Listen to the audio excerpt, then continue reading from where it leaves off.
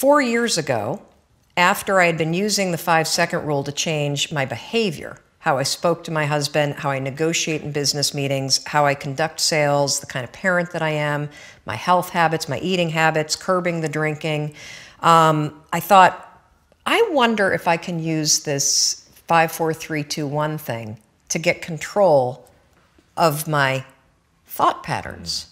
Not my behavior patterns, my thought patterns. Yes, you can.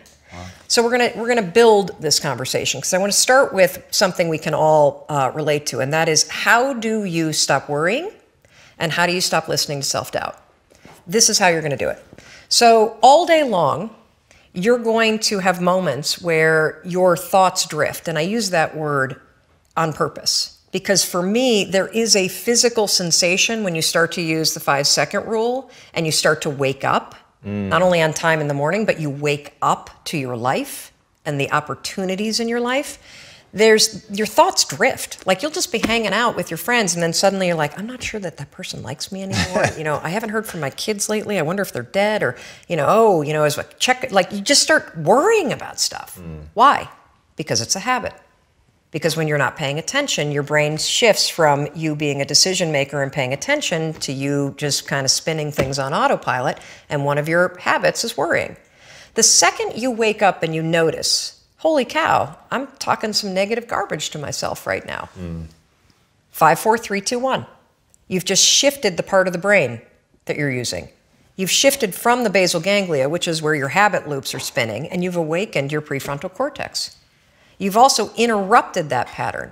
Now what you're going to do, because your mind is actually ready to receive a different thought because of the counting, now you can put in an anchor thought.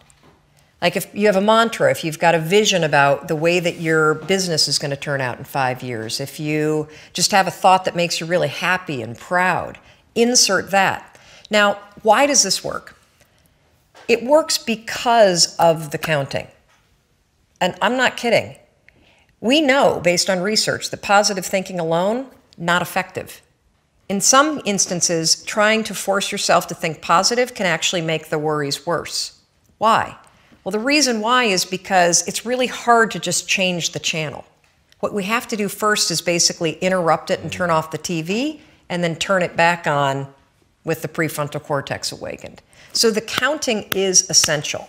And so you can start using this today.